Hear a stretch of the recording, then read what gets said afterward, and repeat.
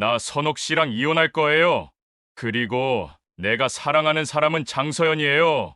친척 30여 명이 모인 칠순잔치. 아들 혜성이 갑자기 자리에서 외쳤습니다.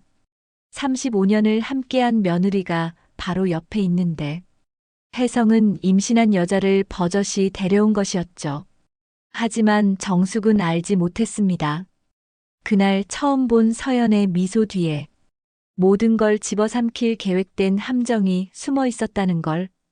과연 정숙은 아들을 노린 서연의 치명적인 비밀을 끝까지 밝혀낼 수 있을까요? 그리고 이 집안을 파멸로 몰아넣을 충격적인 이야기는 이제부터 시작됩니다. 이야기 시작하기 전에 구독과 좋아요는 무료니까 꼭 눌러주시고 댓글로도 응원해주세요. 영상을 만드는데 정말 큰 힘이 됩니다. 서울 외곽 성북구의 오래된 단독주택. 82살 최정숙의 하루는 새벽 5시부터 시작됩니다. 1943년에 태어나 82년을 살아온 정숙은 이제 걷는 것조차 조심스럽지만 여전히 집안일에 대한 걱정을 놓지 못하고 있어요. 며느리 박선옥이 2012년부터 13년째 운영하고 있는 두부가게 일로 새벽부터 바쁘게 움직이는 소리를 들으며 정숙은 마음이 짠했습니다. 선옥이가 또 이렇게 일찍 일어났구나.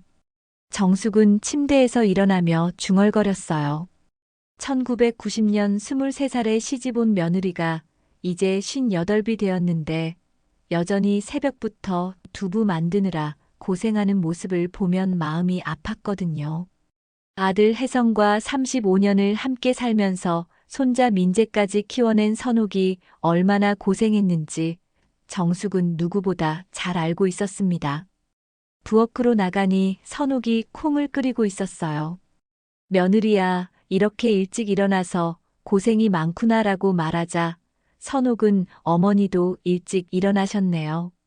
더 주무시지 그러세요라고 답했습니다.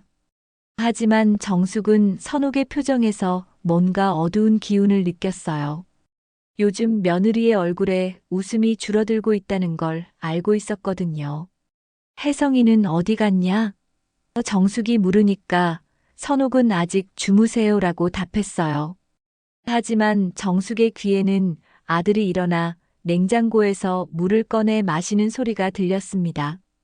선옥아, 일어났냐? 라고 혜성이 말하는 소리도 들렸고요. 그런데 이상했어요. 예전에는 혜성이 며느리에게 고생한다. 커피라도 한 잔 줄까? 그 같은 말을 했는데 요즘은 그런 다정한 말이 줄어들었다는 걸 정숙도 느끼고 있었거든요. 정숙은 82년을 살면서 사람의 마음을 읽는 눈이 생겼어요. 며느리 선옥이 요즘 자주 한숨을 쉬고 아들 혜성이 집에 늦게 들어오는 일이 잦아졌다는 것도 다 알고 있었죠. 1990년 선옥이 시집 왔을 때만 해도 혜성은 그렇게 다정한 남편이었는데 언제부턴가 부부 사이에 미묘한 거리감이 생긴 것 같았어요. 오전이 되자 두부가게에 손님들이 찾아오기 시작했습니다. 정숙은 방 창문으로 내다보며 선옥이 손님들을 맞는 모습을 지켜봤어요. 선옥 씨, 오늘도 두부 좀 주세요라고 하는 김순자 할머니의 목소리가 들렸고 선옥이 네, 많이 드세요라고 답하는 소리도 들렸습니다. 하지만 정숙은 며느리의 웃음소리에서 예전 같은 밝음을 찾을 수 없었어요. 내가 이 나이에 뭘 해줄 수 있을까? 정숙은 혼잣말을 중얼거렸습니다. 82살의 나이에 몸도 불편하고 기력도 예전 같지 않은데 며느리와 아들의 문제를 어떻게 도와줘야 할지 막막했거든요. 오후가 되자 혜성이 외출 준비를 하는 소리가 들렸어요. 어디 가는 거야? 정숙이 물으니까 친구들 만나러 간다는 답변이 돌아왔습니다. 하지만 정숙은 아들의 목소리에서 뭔가 어색함을 느꼈어요. 예전 같으면 어머니, 잠깐 나갔다 올게요라고 인사를 하고 나갔을 텐데 요즘은 그런 예의도 소홀해졌거든요. 혜성아, 오늘 저녁에 큰형 칠순잔치 있는 거 알고 있지? 정숙이 물으니까 혜성은 알고 있어요. 일찍 들어올게요라고 답했어요. 하지만 정숙의 마음은 왠지 불안했습니다. 일주일 전부터 준비해온 잔치인데 아들의 태도가 예전 같지 않았거든요.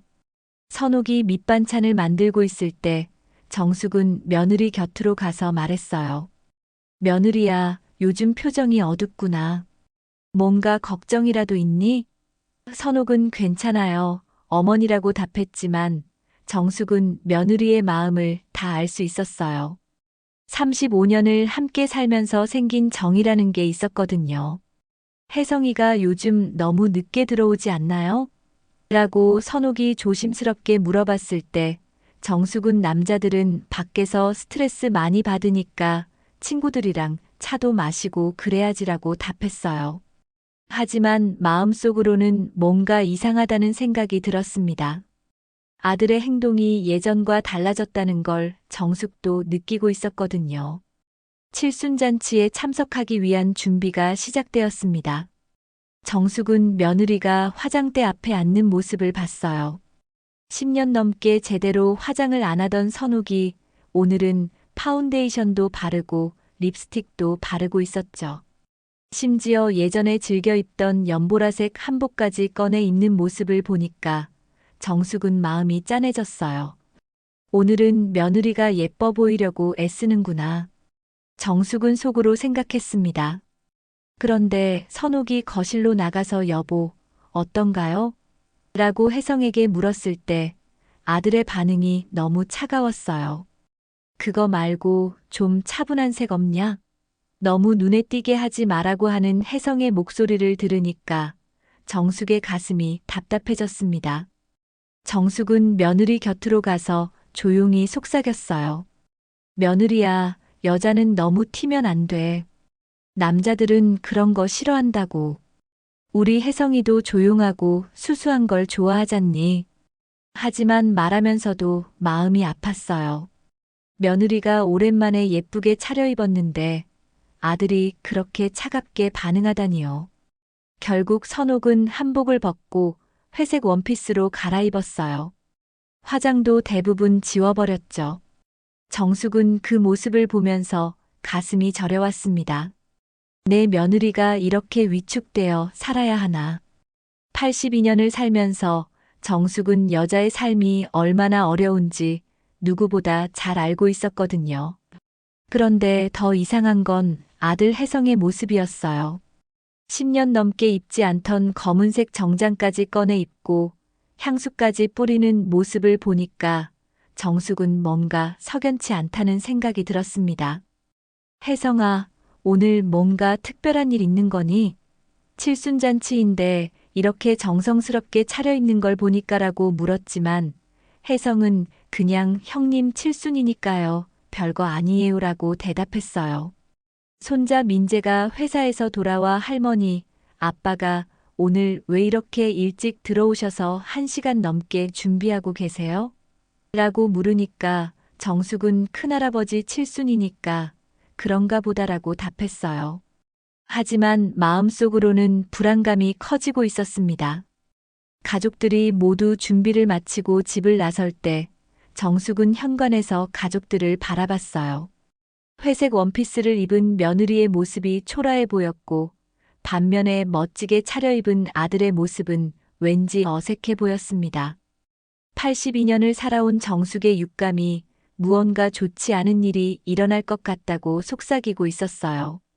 이 평화로운 듯 보이는 가족의 일상 뒤에는 정숙이 상상도 못한 거대한 폭풍이 기다리고 있었거든요. 양재동 고급 한정식집 소담체에 도착했을 때 정숙은 이미 30명 가까운 친척들이 모여 있는 것을 봤습니다. 혜성의 큰형인 정혜진이 칠순을 맞아 열린 잔치였는데 분위기가 무척 화기애애했어요. 정숙은 지팡이를 짚고 천천히 걸으며 친척들과 인사를 나눴습니다. 정숙이 왔구나. 오랜만이야. 시누이들이 반갑게 맞아주었고 정숙도 그래. 다들 건강해 보이니까 다행이구나라고 답했어요. 하지만 정숙의 시선은 계속 아들 혜성을 따라다녔습니다. 뭔가 평소와 다른 기운이 느껴졌거든요. 자리에 앉아서 음식이 나오기 시작할 때까지도 정숙은 불안한 마음을 떨칠 수 없었어요. 며느리 선옥은 늘 그래왔듯이 조용히 앉아서 시댁 어른들께 인사를 드리고 있었고, 손자 민재는 사촌 형들과 이야기를 나누고 있었습니다. 겉으로는 평범한 가족 모임 같았지만 정숙의 82살 인생 경험이 무언가 이상하다고 경고하고 있었어요. 형님 건강하시죠? 칠순 정말 축하드려요. 혜성이 큰형에게 술잔을 올리며 말했습니다. 하지만 정숙은 아들의 목소리에서 평소와 다른 떨림을 느꼈어요. 긴장하고 있는 것 같았거든요. 혜성아, 왜 이렇게 긴장하고 있는 거니? 정숙이 속으로 생각했을 때였습니다. 갑자기 혜성이 자리에서 일어났어요. 손에 든 술잔이 살짝 떨리고 있었고 얼굴도 평소보다 붉어져 있었습니다. 얘들아, 나 할 말 있어. 혜성의 목소리가 식당 안에 울려 퍼졌고 순간 모든 대화가 멈췄어요. 정숙의 가슴이 쿵 내려앉았습니다. 82년을 살면서 이런 상황을 몇 번 겪어봤는데 좋은 일일 리가 없었거든요. 혜성아, 뭔 말이 있다고 그래? 정숙이 떨리는 목소리로 물었지만 혜성은 어머니를 제대로 쳐다보지도 않았어요. 선옥 씨랑 이혼하기로 했어. 혜성의 말이 떨어지자마자 식당 안이 순식간에 얼어붙었습니다. 정숙은 귀를 의심했어요. 방금 뭐라고 했다고요? 이혼이라고요? 며느리 선옥의 얼굴이 하얗게 질려 있었어요. 숟가락을 들고 있던 손이 덜덜 떨리고 있었고 입술도 파르르 떨리고 있었습니다. 뭐라고요? 지금 여기서 그런 말을 해요? 선옥의 목소리는 거의 들릴 듯 말 듯 했어요. 정숙은 온몸에 힘이 빠지는 걸 느꼈습니다.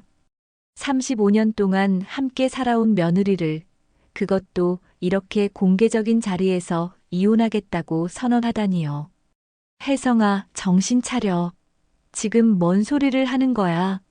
정숙이 소리쳤지만 혜성은 이미 옆 테이블을 가리키고 있었어요. 내가 다시 사랑하는 사람이야. 혜성이 가리킨 곳에는 젊고 세련된 여인이 앉아 있었습니다. 40대 초반으로 보이는 여자였는데 짙은 화장에 값비싼 옷을 입고 있었어요. 정숙은 그 여자를 본 순간 머리가 띵해졌습니다. 장서현이야.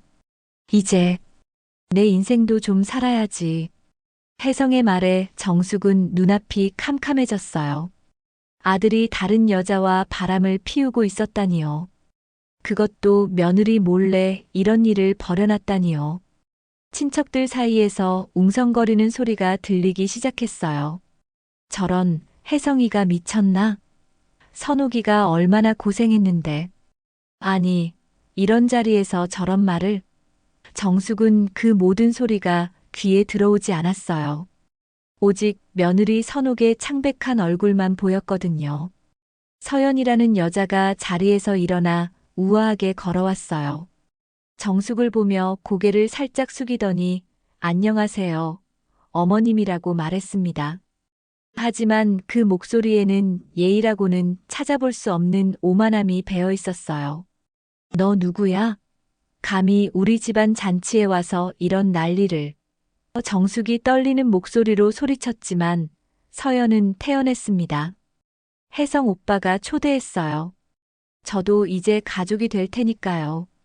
정숙은 가슴이 터질 것 같았어요. 82살의 나이에 이런 충격을 받다니요.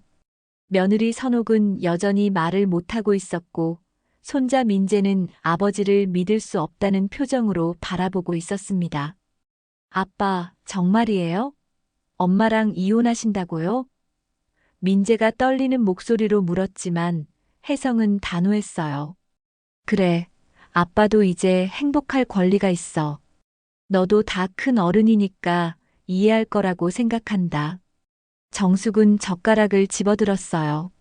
손이 덜덜 떨렸지만 분노가 치밀어 올랐거든요. 혜성아, 너 지금 뭔 짓을 하고 있는 거야? 선옥이가 너랑 살면서 얼마나 고생했는데. 정숙의 목소리가 식당 전체에 울려 퍼졌습니다. 하지만 혜성은 이미 마음을 정한 듯 했어요. 어머니, 죄송하지만 제 결정이에요. 선옥 씨도 이제 자유롭게 살 수 있을 거예요. 그리고는 서연의 손을 잡으며 우리 가자라고 말했습니다. 정숙은 견딜 수 없었어요. 평생 키운 아들이 이런 식으로 가족을 배신하다니요. 혜성아, 돌아와. 이 집안을 망치려고 작정했냐? 정숙이 절규했지만 혜성과 서연은 이미 식당을 나가고 있었습니다. 남겨진 건 충격에 빠진 가족들 뿐이었어요. 선옥은 여전히 말을 못하고 있었고 민재는 주먹을 꽉 쥐고 있었습니다. 친척들은 어떻게 반응해야 할지 모르겠다는 표정으로 서로를 바라보고 있었어요. 선옥아, 정숙이 며느리를 부르려고 했을 때 선옥이 갑자기 일어났어요. 그리고는 죄송합니다, 어머님.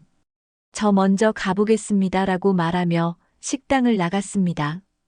정숙은 그 뒷모습을 보며 눈물이 핑 돌았어요. 할머니, 괜찮으세요? 민재가 정숙의 손을 잡으며 물었습니다. 하지만 정숙은 괜찮을 리가 없었어요. 평생 쌓아온 가족이 한순간에 무너져 내리는 걸 목격했거든요. 이 순간부터 모든 것이 돌이킬 수 없는 길로 접어들었다는 걸 정숙은 알고 있었습니다. 집으로 돌아오는 택시 안에서 정숙은 말을 할 수 없었습니다. 손자 민재가 할머니, 괜찮으세요? 라고 몇 번이나 물어봤지만 정숙은 고개만 저었어요. 82살에 이런 일을 당하다니 평생 살면서 이렇게 충격적인 일은 처음이었거든요. 며느리 선옥은 이미 집에 먼저 와 있었어요. 거실 소파에 앉아서 멍하니 허공을 바라보고 있는 모습을 보니까 정숙의 가슴이 찢어질 것 같았습니다. 선옥아. 정숙이 며느리를 부르자 선옥이 고개를 돌렸어요. 눈이 벌겋게 부어 있었죠. 어머니, 죄송해요. 제가 뭘 잘못했는지 모르겠어요. 선옥의 목소리는 완전히 꺾여 있었습니다. 정숙은 지팡이를 짚고 며느리 곁으로 가서 앉았어요. 내가 뭘 잘못했다고 그래. 잘못한 건 우리 혜성이야. 하지만 선옥의 마음은 이미 무너져 있었어요. 35년을 함께 살았는데 그동안 제가 정말 부족했나 봐요. 두부가게 일에만 매달려서 남편한테 소홀했나 봐요. 선옥이 흐느끼며 말하자 정숙은 며느리의 손을 꽉 잡았습니다. 선옥아, 그런 소리 하지 마. 너만큼 좋은 며느리가 어디 있겠니? 내가 봤는데 너는 정말 잘했어. 정숙의 말에 선옥은 더욱 울음을 터뜨렸어요. 그동안 억눌러왔던 모든 감정이 한꺼번에 쏟아져 나오는 것 같았거든요. 그때 현관문이 열리는 소리가 들렸습니다. 혜성이 돌아온 거였어요. 하지만 혼자가 아니었습니다. 하이힐 소리가 함께 들렸거든요. 정숙은 아들을 보자마자 분노가 치밀어 올랐습니다. 혜성아, 그 여자를 데려와. 정숙이 소리치자 혜성과 서연이 거실로 들어왔어요. 서연은 낮에 봤을 때보다 더 당당해 보였습니다. 어머니, 소리 지르지 마세요. 이웃들이 들어요. 혜성의 태도는 너무나 당당했습니다. 마치 자신이 잘못한 게 없다는 듯이 말이에요. 정숙은 이런 아들의 모습이 낯설었어요. 안녕하세요, 어머님. 그리고 선옥 씨도. 서연이 태연하게 인사를 하자 정숙은 기가 막혔습니다. 어떻게 이런 뻔뻔한 여자가 있을 수 있을까요? 선옥이 벌떡 일어났습니다. 감히 제 집에 와서. 선옥이 서연에게 다가가려고 하자 정숙도 지팡이를 짚고 일어났어요. 며느리를 도와줘야겠다는 생각뿐이었거든요. 내가 우리 집안을 망치는구나. 정숙이 서연을 향해 소리치며 다가갔습니다. 서연은 여전히 태연했어요. 어머니, 구식 사고방식 좀 버리세요. 혜성 오빠도 행복할 권리가 있어요. 정숙은 더 이상 참을 수 없었어요. 82살의 몸이었지만 분노가 온몸을 지배하고 있었습니다. 이 집안을 무너뜨리려고 작정했구나. 정숙이 젓가락을 집어 던지며 서연의 머리채를 잡았습니다. 어머니, 혜성이 소리쳤지만 정숙은 이미 서연과 몸싸움을 벌이고 있었어요. 서연도 가만히 있지 않았습니다. 할머니, 뭐 하시는 거예요? 서연이 정숙의 손을 뿌리치려고 하면서 밀쳤거든요. 할머니, 민재가 급하게 달려왔지만 이미 정숙과 서연은 서로 머리채를 잡고 뒹굴고 있었어요. 선옥도 어머니, 라고 소리치며 달려왔습니다. 그만해요. 혜성이 두 사람을 떼어놓으려고 했지만 쉽지 않았어요. 정숙은 82살이지만 분노에 찬 힘은 무시무시했거든요. 이 여자 때문에 우리 집안이 정숙이 헉헉거리며 말했습니다. 서연은 머리가 헝클어진 채로 일어났어요. 미쳤나 봐요, 정말. 서연이 소리치자 정숙은 다시 달려들려고 했습니다. 하지만 이번에는 민재와 선옥이 정숙을 붙잡았어요. 할머니, 진정하세요. 몸 상하셔요. 민재가 간절히 말했지만 정숙의 분노는 가라앉지 않았습니다. 저 여자가 우리 가족을 정숙이 가슴을 치며 울부짖었어요. 그때 누군가 경찰에 신고를 했나 봅니다. 이웃들이 소음 때문에 신고한 것 같았어요. 현관에서 경찰관들이 들어오는 소리가 들렸거든요. 무슨 일입니까? 경찰관이 물으니까 혜성이 당황한 표정으로 가족 간에 작은 다툼이 있었습니다라고 답했어요. 하지만 거실은 이미 아수라장이 되어 있었죠. 정숙은 경찰관들을 보면서도 서연을 노려보고 있었습니다. 저 여자가 우리 집안을 망쳤어요. 정숙이 떨리는 목소리로 말하자 경찰관들은 상황을 파악하려고 했어요. 일단 진정하시고 서로 대화로 해결하세요. 경찰관이 말했지만 이미 돌이킬 수 없는 선을 넘어버린 상황이었어요. 서연은 옷을 정리하며 혜성에게 말했습니다. 오빠, 여기 있을 수 없겠어요. 나가요. 혜성이 고민하는 표정을 지었지만 결국 서연의 편을 들었어요. 어머니, 죄송합니다. 우리 일단 나가겠습니다. 그리고는 서연과 함께 현관으로 향했습니다. 혜성아, 돌아와. 정숙이 마지막으로 소리쳤지만 혜성과 서연은 이미 집을 나서고 있었어요. 경찰관들도 더 이상 큰 문제가 없다고 판단하고 떠났습니다. 남겨진 건 몸싸움으로 지친 정숙과 충격에 빠진 선옥, 그리고 어찌할 바를 모르는 민재뿐이었어요. 정숙은 소파에 주저앉으며 가슴을 쓸어내렸습니다. 82살 살면서 이렇게 절망적인 순간은 처음이었어요. 모든 균형이 무너져 내리고 가족이라는 이름으로 쌓아온 모든 것이 한순간에 사라져버린 것 같았거든요. 며칠이 흘렀지만 정숙의 마음은 전혀 진정되지 않았습니다. 혜성은 그날 이후로 집에 들어오지 않았고 서연의 아파트에서 지내고 있다는 소식만 민재를 통해 들려왔어요. 정숙은 82살의 나이에 이런 스트레스를 받으니까 밥도 제대로 넘어가지 않았습니다. 어머니, 죽이라도 드세요. 선옥이 정숙 앞에 미역국을 놓으며 걱정스럽게 말했어요.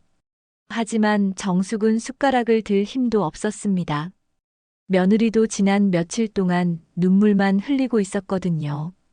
두부가게도 제대로 운영하지 못하고 있는 상태였어요. 선옥아, 너도 먹어야 해. 이러다가 몸 상한다. 정숙이 며느리를 걱정하며 말했지만 선옥도 식욕이 없기는 마찬가지였어요. 35년 동안 함께 살아온 남편이 다른 여자와 떠났다는 현실을 받아들이기가 어려웠거든요. 그때 민재가 회사에서 돌아왔어요. 평소보다 훨씬 어두운 표정이었습니다. 할머니, 엄마 앉으세요. 말씀드릴 게 있어요. 민재의 목소리가 심각해서 정숙은 불안한 예감이 들었어요. 뭔 일이야, 민재야? 정숙이 물으니까 민재는 잠시 망설이다가 입을 열었습니다. 아빠를 만나고 왔어요. 그런데 정말 충격적인 이야기를 들었어요.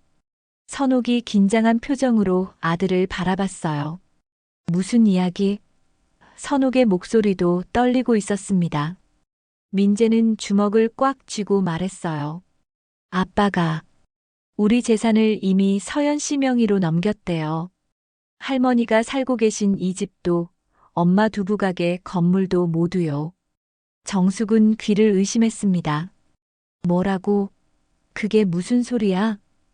정숙의 목소리가 떨렸어요. 82살을 살면서 이런 배신을 당하다니요.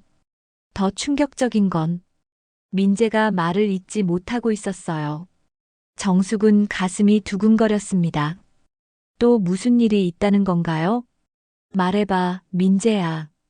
선옥이 간절히 말했지만 민재는 여전히 망설이고 있었어요. 결국 정숙이 소리쳤습니다. 빨리 말해. 당장. 민재가 깊은 숨을 쉬고 말했어요. 아빠와 서연 씨가 내년 봄에 결혼한다고 해요. 그리고 서연 씨가 임신했다고 합니다. 정숙은 눈앞이 캄캄해졌어요. 아들이 다른 여자를 임신시켰다니요. 42살의 서연이 아이를 가졌다고요? 그게 정말이야? 정숙의 목소리는 거의 속삭임에 가까웠어요. 선옥은 완전히 얼어붙었습니다. 남편이 다른 여자와 아이까지 만들었다는 충격에 말을 할 수 없었거든요. 눈물만 주르륵 흘렀어요. 할머니, 엄마. 민재가 두 사람을 번갈아 보며 말했습니다. 우리 이대로 당할 수는 없어요. 법적으로 대응해야 해요. 하지만 정숙은 더 큰 충격을 받았어요.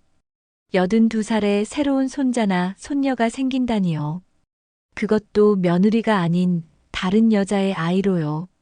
내가 이 나이에 정숙이 가슴을 쓸어내리며 중얼거렸습니다. 그때 현관문이 열리는 소리가 들렸어요. 혜성이 돌아온 거였습니다. 하지만 이번에도 혼자가 아니었어요. 서현과 함께 들어왔거든요. 어머니, 선옥 씨, 그리고 민재야. 혜성이 거실로 들어오며 말했습니다. 이야기할 게 있어서 왔어. 정숙은 아들을 보자마자 분노가 치밀어 올랐어요. 혜성아, 내가 뭔 짓을 한 건지 알고 있어? 정숙이 떨리는 목소리로 소리쳤습니다. 서연은 배를 살짝 쓸어내리며 미소를 지었어요. 아직 임신 초기라서 배가 나오지는 않았지만 그 제스처만으로도 충분했습니다. 어머님, 좋은 소식이 있어요. 좋은 소식이라고? 선옥이 벌떡 일어나며 소리쳤어요. 남의 남편을 빼앗고 임신까지 하고서 좋은 소식이라고 해요? 혜성이 선옥을 막아섰어요. 진정해. 이미 벌어진 일이야. 혜성의 태도는 여전히 당당했습니다. 정숙은 지팡이를 들고 일어났어요. 혜성아, 내가 정말 내 아들 맞아? 어떻게 이런 짓을? 정숙의 목소리가 집안에 울려 퍼졌습니다. 어머니, 저도 행복할 권리가 있어요. 서연이와 함께 새로운 가정을 꾸리기로 했습니다. 혜성의 말에 정숙은 더욱 화가 났어요. 새로운 가정이라고? 그럼 우리는 뭐야? 35년 동안 함께 살아온 우리는. 정숙이 절규했습니다. 서연이 나서서 말했어요. 어머님, 현실을 받아들이세요. 혜성 오빠는 이미 선택했어요. 그리고 우리 아이도 생각해 주세요. 우리 아이. 선옥이 서연에게 다가가며 소리쳤어요. 감히 그런 말을. 선옥이 서연을 때리려고 손을 들었을 때 혜성이 막았습니다. 서연이 한테 손 떼지 마. 혜성이 서연을 보호하는 모습을 보니까 정숙은 가슴이 찢어지는 것 같았어요. 혜성아, 너 정말.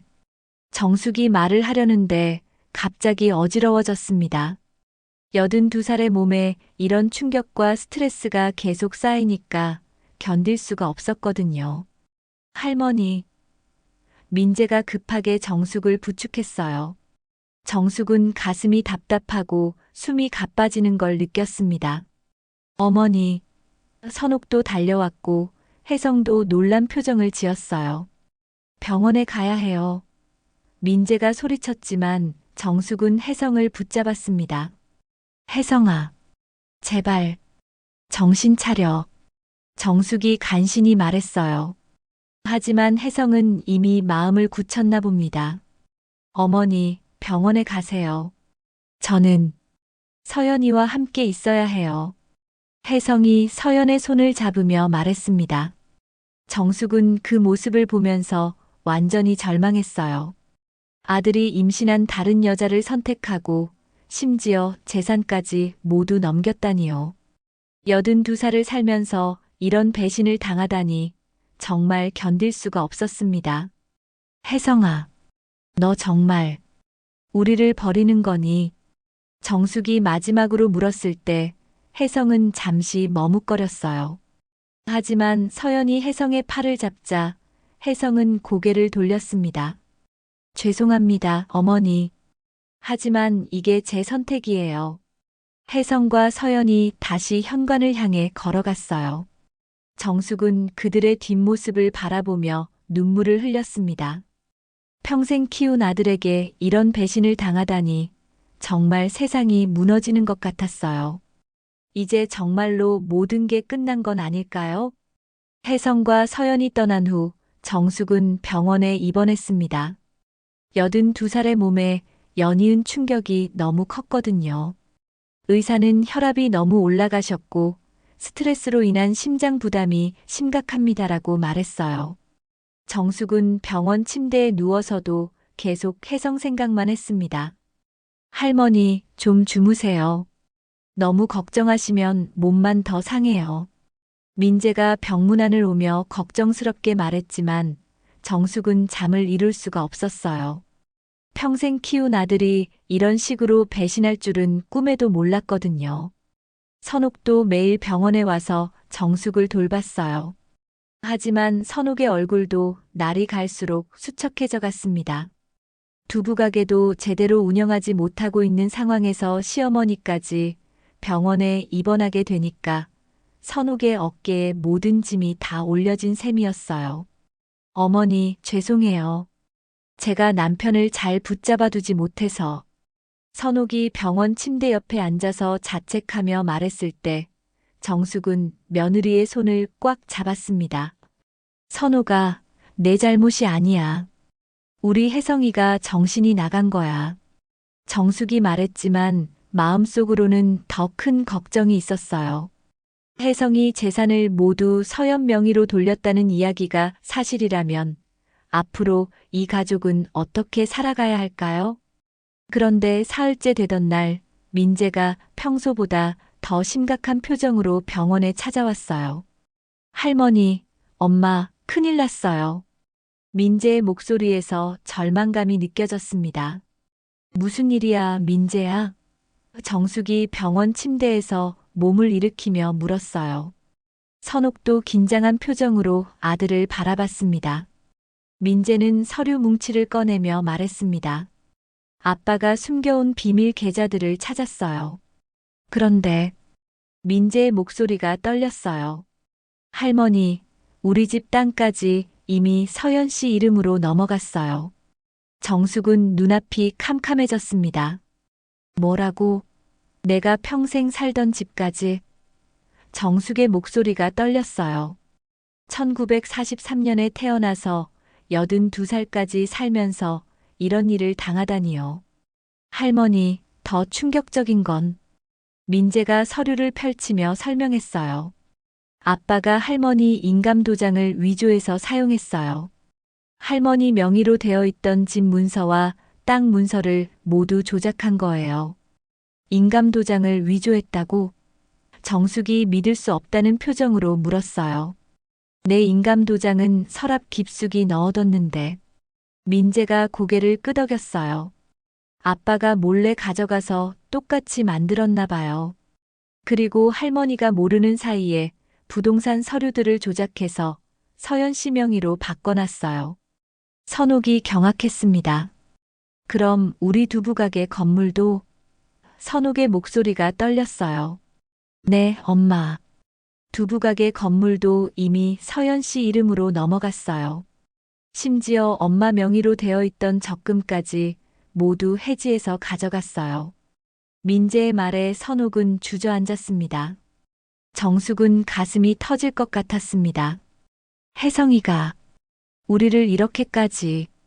정숙이 말을 잇지 못하고 있을 때 민재가 또 다른 충격적인 사실을 털어놨어요. 할머니, 그리고 아빠가 서현 씨와 이미 1년 전부터 만나고 있었대요. 우리가 모르는 사이에 계획적으로 모든 걸 준비해 온 거예요. 민재의 말에 정숙과 선옥은 말문이 막혔어요. 1년 전부터라고? 선옥이 떨리는 목소리로 물었습니다. 그럼 작년에 혜성 씨가 자주 늦게 들어온 것도? 맞아요, 엄마. 그때부터 서연 씨와 만나고 있었던 거예요. 그리고 차근차근 재산을 옮기고 있었고요. 심지어 가짜 사업 서류까지 만들어서 할머니한테 도장을 받았어요. 민재가 서류를 가리키며 설명했습니다. 정숙은 82살의 나이에 이런 치밀한 배신을 당했다는 사실에 분노가 치밀어 올랐습니다. 그 못된 놈이 내 도장까지 위조해서. 정숙의 목소리가 병실에 울려 퍼졌어요. 그때 병실 문이 열리고 혜성이 들어왔습니다. 하지만 이번에는 혼자였어요. 서연은 보이지 않았죠. 어머니, 몸은 좀 어떠세요? 혜성이 평온한 목소리로 물었지만 정숙은 아들을 보자마자 화가 치밀어 올랐어요. 혜성아, 내가 어떻게 우리한테 이런 짓을. 내 인감 도장까지 위조해서. 정숙이 병원 침대에서 일어나려고 하자 민재가 급하게 말렸어요. 할머니, 몸 조심하세요. 민재가 정숙을 붙잡는 동안 선옥은 혜성을 똑바로 바라보며 말했습니다. 혜성아, 1년 전부터 계획적으로 우리를 속인 거야? 어머니 인감까지 위조해서? 선옥의 목소리에는 분노와 배신감이 섞여 있었어요. 혜성은 잠시 당황하는 표정을 지었지만 곧 당당하게 답했어요. 그래, 맞아. 나도 이제 내 인생을 살고 싶었어. 35년 동안 의무감으로만 살았는데 서연이를 만나면서 다시 살아있는 기분을 느꼈거든. 의무감이라고? 그럼 우리와 함께한 35년이 전부 의무감이었다는 거야? 선옥이 울먹이며 물었지만 혜성은 냉정했어요. 미안하지만 그래. 더 이상 거짓말하고 싶지 않어. 혜성의 말에 정숙은 가슴이 찢어지는 것 같았습니다. 혜성아, 내가 정말 내 아들 맞아? 정숙이 떨리는 목소리로 물었을 때 혜성은 고개를 돌렸어요. 어머니, 죄송하지만 이게 제 선택이에요. 서현이와 아이를 위해서 새로운 삶을 시작할 거예요. 혜성이 말하자 민재가 참지 못하고 소리쳤어요. 아빠, 그럼 할머니와 엄마는 어떻게 살라고 해요? 집도 빼앗고 돈도 다 가져가고. 민재의 목소리에 절망감이 묻어 있었어요. 혜성은 잠시 머뭇거리더니 말했습니다. 너희들이 원한다면 매달 생활비 정도는 보내줄 수 있어. 하지만 그 말조차 성의 없어 보였어요. 정숙은 더 이상 참을 수가 없었습니다. 생활비라고?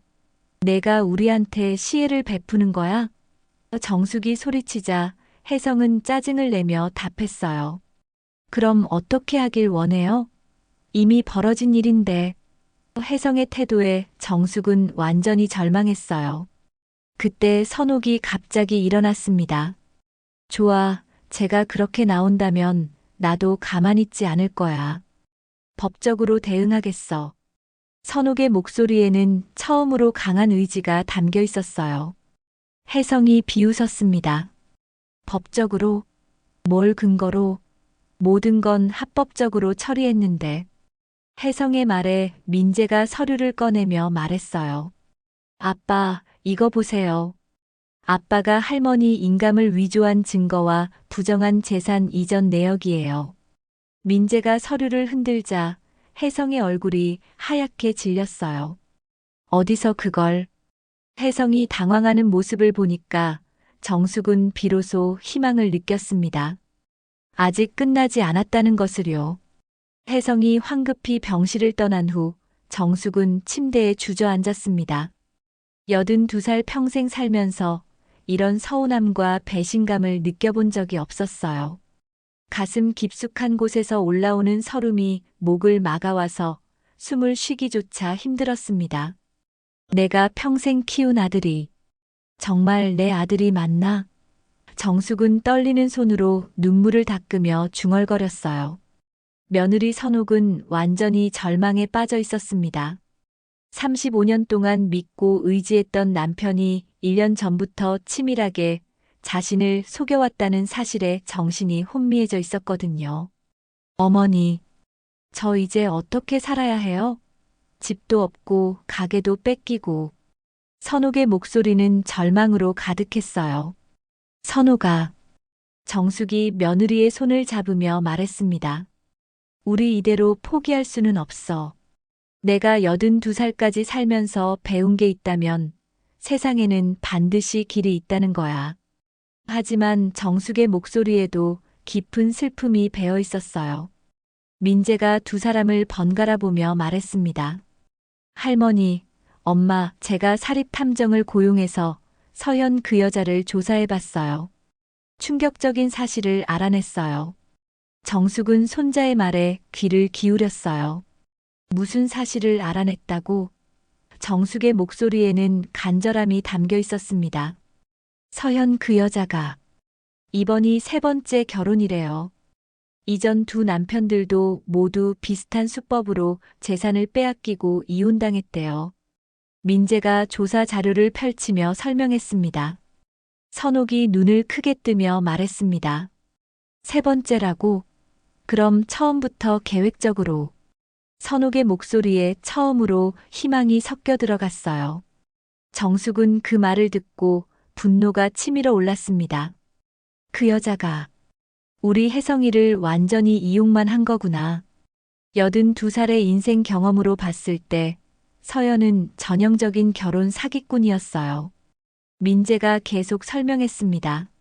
할머니, 더 있어요. 서현 그 여자가 아빠에게 접근한 것도 완전히 계획적이었어요.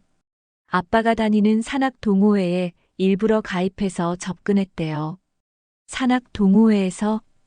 선옥이 절망적으로 물었습니다. 네, 엄마. 서현 그 여자가 미리 아빠 정보를 파악해서 아빠가 매주 토요일마다 가는 산악 동호회에 새 회원으로 가입한 거예요.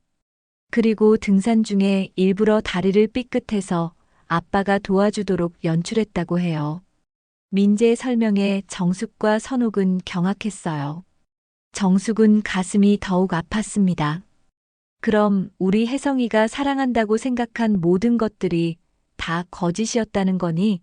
82살 어미의 마음으로는 아들이 이용당했다는 사실이 안타까웠지만 가족을 배신한 분노는 여전했어요. 할머니, 이것 좀 보세요. 민재가 또 다른 자료를 꺼냈어요. 서현 그 여자의 이전 남편들 이야기예요. 첫 번째 남편은 건축업을 하던 사람이었는데 모든 재산을 빼앗기고 지금은 노숙자가 됐다고 해요. 선옥이 절망적으로 중얼거렸습니다. 그럼 남편도 그렇게 될 뻔했군요. 두 번째 남편은 식당을 운영하던 사람이었는데 역시 모든 것을 잃고 고향으로 내려가야 했대요. 그리고 서현 그 여자는 매번 임신을 핑계로 더 많은 재산을 요구했다고 해요. 민재의 설명을 들으니까 정숙은 소름이 돋았어요. 그럼 지금 서연이가 임신했다는 것도? 정숙이 떨리는 목소리로 물었습니다. 확실하지는 않지만 가능성이 높아요. 이전에도 같은 수법을 썼거든요. 심지어 산악 동호회에서도 다른 중년 남성들을 물색하고 있었다고 해요. 민재가 답했어요. 선옥은 복잡한 심경이었습니다. 한편으로는 남편이 완전히 사기를 당했다는 사실에 안타까웠지만 다른 한편으로는 35년 결혼 생활을 쉽게 버린 것에 대한 절망감이 컸어요. 정숙은 며느리를 보며 너무 가슴이 아팠습니다. 선호가 혜성이가 너를 사랑하지 않았던 건 아닐 거야. 하지만 그 여자의 개교에 넘어가서 정신을 잃은 거지. 그때 병실 문이 다시 열렸습니다. 이번에는 혜성이 혼자 들어왔어요. 얼굴이 창백해져 있었고 평소의 당당함은 온데간데 없었습니다. 어머니, 선호가. 혜성이 조심스럽게 입을 열었어요. 내가 정말 바보였어. 서연이한테 완전히 속았어. 정숙은 아들을 보면서도 마음이 복잡했습니다.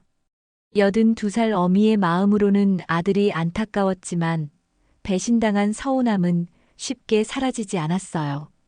혜성아, 지금 와서 무슨 소리야?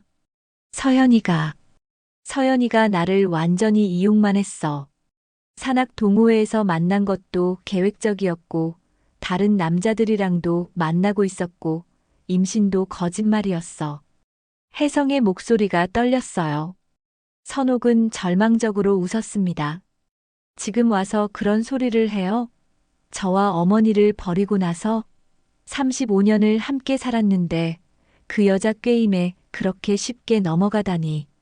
선옥의 목소리에는 깊은 절망과 분노가 섞여 있었어요.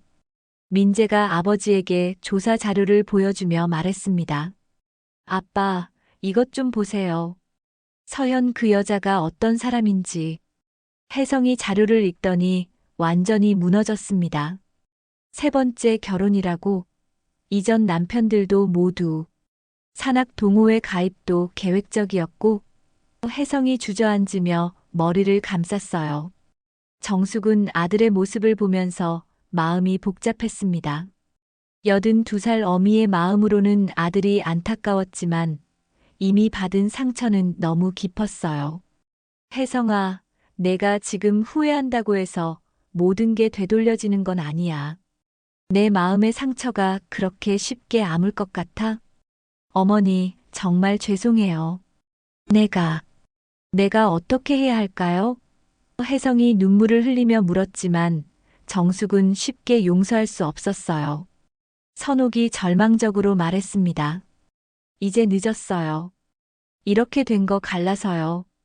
더 이상 당신 못 보겠어요. 선옥의 마음속에는 깊은 절망과 함께 새로운 각오가 생기고 있었어요. 하지만 민재가 희망적으로 말했습니다. 아빠, 지금이라도 잘못을 바로잡으면 돼요. 서현 그 여자한테 넘긴 재산을 다시 되찾아오는 거예요. 그리고 우리 가족을 다시. 정숙은 손자의 말을 들으며 생각했습니다. 이제는 정말로 새로운 시작을 해야 할 때인 것 같았어요. 하지만 운명은 이 가족에게 마지막 시험을 남겨두고 있었습니다. 그 다음 날 정숙이 태어난 후 집에서 가족회의가 열렸습니다. 하지만 분위기는 전날과 완전히 달라져 있었어요. 선옥의 얼굴에는 더 이상 절망이 아닌 단호한 결의가 서려 있었습니다. 82살 정숙도 마찬가지였어요. 병원에서의 충격을 겪고 나니 오히려 분노가 더욱 선명해져 있었거든요. 선옥이 남편을 똑바로 바라보며 말했어요. 저는 이혼하겠어요. 더 이상 당신과 함께 살 수 없어요. 이미 변호사와 상담받았고 내일부터 이혼 소송을 진행할 거예요. 선옥의 목소리는 떨림 없이 단호했습니다. 35년 결혼 생활에서 처음으로 보여주는 강인한 모습이었어요. 혜성은 그 말에 바닥에 무릎을 꿇고 엎드렸습니다. 여보, 제발. 한 번만 용서해줘. 내가 정말 미쳤었어. 그 여자한테 완전히 속았다고. 혜성이 바닥에 이마를 대고 빌었지만 선옥은 단호하게 고개를 저었어요. 안 돼요. 절대 용서할 수 없어요. 선옥이 강력하게 거부했습니다. 35년 동안 제가 얼마나 당신을 믿고 살았는지 알아요? 새벽마다 일어나서 두부 만들고 시어머니 모시고 당신 뒷바라지 하면서 애 하나 보고 살았는데 그런 저를 속이니 재밌던가요? 다른 여자와 바람 피면서 얼마나 비웃었을까요? 당신 인생 살아보겠다면서요. 그렇게 하시라고요. 선옥의 목소리가 점점 높아졌어요. 그 여자가 임신했다고 했을 때 당신이 얼마나 행복해했는지 봤어요. 저랑 35년 살면서도 그런 표정 한번 지어본 적 없으면서 정숙도 분노가 치밀어 올랐습니다. 혜성아, 내가 지금 와서 무릎을 꿇는다고 해서 우리 상처가 아물 것 같아? 정숙의 목소리가 집안에 울려 퍼졌어요. 평생 키운 아들한테 이런 배신을 당할 줄은 몰랐다. 내 인감도장 위조하고 집 문서 빼돌린 게 용서될 일이야? 어머니, 정말 죄송해요. 제발 한 번만. 혜성이 정숙에게도 바닥에 납작 엎드려 머리를 조아렸습니다. 이마가 바닥에 닿을 정도로 깊게 절을 했어요. 어머니, 여보, 내가 모든 재산을 다 되찾아올게. 그 여자가 가져간 돈, 집 문서, 두 부각의 건물까지 전부 다. 하지만 정숙의 분노는 더욱 커졌습니다. 되찾아온다고? 그럼 그동안 우리가 받은 마음의 상처는 어쩔 거야? 정숙이 지팡이를 바닥에 쿵쿵 치며 소리쳤어요. 82살에 이런 수치를 당해야 한다니. 동네 사람들한테 뭐라고 말해. 내 아들이 다른 여자와 바람 피워서 가정을 버렸다고 말하라고. 선옥도 눈물을 흘리며 강력하게 말했습니다. 이미 늦었어요. 재산을 되찾는다고 해서 제 마음이 돌아올 것 같아요? 저는 더 이상 당신을 믿을 수 없어요. 한번 믿음이 깨지면 다시는 회복될 수 없어요. 여보, 제발. 혜성이 더욱 간절히 바닥에 엎드려 빌었습니다. 내가 두 부각의 건물도 당신 명의로 완전히 넘겨줄게. 그리고 우리 집도 모든 재산도 너한테 다 줄게. 어머니 명의 땅도 다시 되찾아서 어머니께 돌려드릴게. 제발 이혼만은. 싫어요. 선옥이 강력하게 거절했어요. 재산은 반드시 찾아서 다 돌려놓으세요. 저는 이제 자유롭게 살고 싶어요.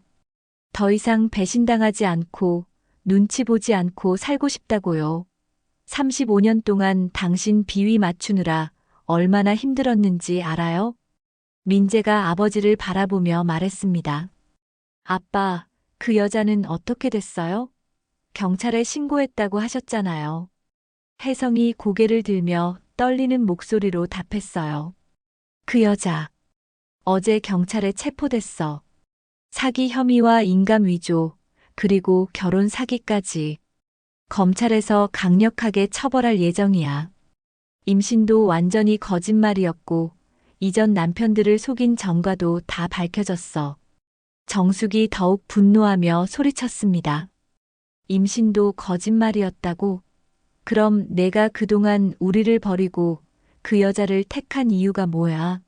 새 생명이 생긴다며 그렇게 좋아하더니. 어머니, 제가 정말 바보였어요. 완전히 속았어요. 혜성이 다시 바닥에 이마를 대며 빌었습니다. 그 여자는 전문적인 결혼 사기범이었어요. 산악 동호회에 가입한 것도 저한테 접근한 것도 모두 계획적이었어요. 이전 남편 2명도 똑같은 수법으로 재산을 빼앗겼대요. 선옥이 냉소적으로 웃었습니다. 그래서요? 그 여자가 사기꾼이었다고 해서 당신이 한 일이 용서되는 건 아니에요. 당신은 그 여자의 꾀임에 넘어가서 35년 가족을 쉽게 버렸잖아요. 저와 어머니가 당신한테 그렇게 못했나요? 그렇게 모자랐어요? 혜성이 더욱 절실하게 빌었어요. 여보, 내가 모든 걸 보상해 줄게. 두 부가게도 더 크게 확장해서 당신 명의로 만들어 줄게. 3층짜리 건물로 새로 지어서 1층은 두 부가게, 2층은 카페, 3층은 우리가 살 수 있게 만들어 줄게. 정숙도 고개를 저으며 말했습니다. 혜성아, 내가 아무리 보상한다고 해도 내 마음속 상처는 아물지 않을 거야. 82살에 내 아들한테 이런 배신을 당하다니. 이 서운함과 수치심을 어떻게 잊을 수 있겠니? 동네 사람들이 수군거리는 소리가 들려. 정숙이네 아들이 바람 피워서 집안이 망했다고. 어머니, 제발 용서해 주세요. 혜성이 눈물을 흘리며 바닥에 납작 엎드려 빌었습니다. 내가 평생 어머니께 효도할게요. 매일 아침 저녁으로 안부 여쭙고 용돈도 드리고 병원도 모시고 다닐게요. 선옥이한테도 평생 무릎 꿇고 살게요. 하지만 선옥은 단호했어요. 이미 끝났어요. 저는 새로운 인생을 살고 싶어요. 58살이지만 아직 늦지 않았어요. 혼자서라도 당당하게 살 거예요. 두부가게도 다시 일으켜 세울 거예요. 민재가 아버지를 바라보며 안타까운 표정으로 말했습니다. 아빠, 할머니와 엄마 마음을 이해해 주세요. 너무 큰 상처를 받으셨어요. 저도 아빠가 한 일을 쉽게 용서할 수 없어요. 혜성이 마지막으로 간절히 빌었습니다. 여보, 어머니, 민재야. 내가 정말 잘못했어. 평생 후회하며 살 거야. 내가 어떻게 가족보다 다른 여자를 선택할 수 있었을까? 정말 미쳤었어. 혜성의 목소리는 절망으로 가득했어요. 정숙이 지팡이를 짚고 일어서며 말했습니다. 혜성아, 내가 아무리 후회해도 소용없어. 이미 우리 마음속에 깊은 상처를 남겼잖아. 82살 늙은이가 이런 일을 겪어야 한다니. 선옥도 단호하게 말했습니다. 이제 다 끝났어요. 내일 변호사 사무실에 가서 이혼 서류를 접수할 거예요. 더 이상 만류하지 마세요. 혜성은 바닥에 엎드린 채로 흐느끼기 시작했어요. 하지만 이미 돌이킬 수 없는 강을 건너버린 후였습니다. 82살 정숙의 분노와 배신감, 그리고 선옥의 강력한 이혼 의지 앞에서 혜성의 뒤늦은 후회는 너무나 무력했어요. 방 안에는 무거운 침묵이 흘렀습니다. 이 가족의 운명이 어떻게 될지 진짜 충격적인 반전이 기다리고 있다는 걸 아직 아무도 몰랐습니다. 6개월이 흘렀습니다. 서연은 법정에서 징역 3년의 실형을 선고받았어요.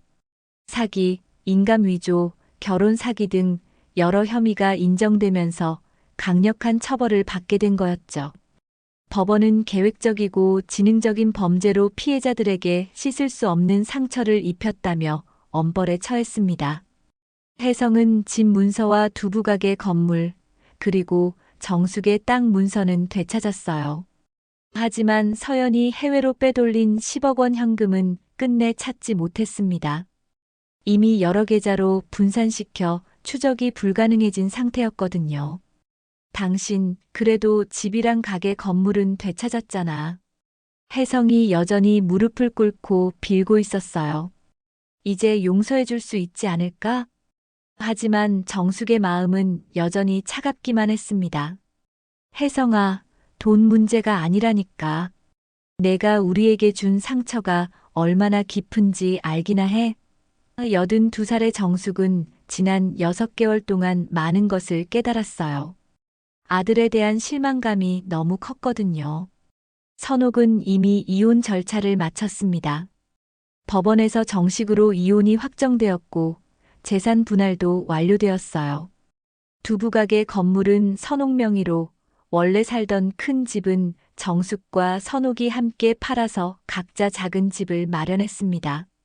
정숙은 두부가게 근처 작은 빌라로 이사했어요.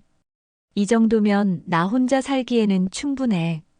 정숙이 새 집을 둘러보며 말했습니다. 작지만 아늑한 집이었어요. 엄마, 이제 새로운 시작이에요.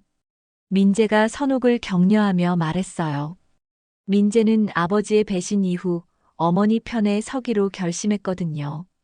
아빠가 한 일은 용서할 수 없지만 우리는 더 행복하게 살 수 있을 거예요. 선옥은 이혼 후 놀라운 변화를 보였어요. 35년 동안 억눌렸던 자신의 모습을 찾기 시작한 거죠. 두부 가게를 확장해서 정성 두부 한옥으로 새롭게 단장했습니다.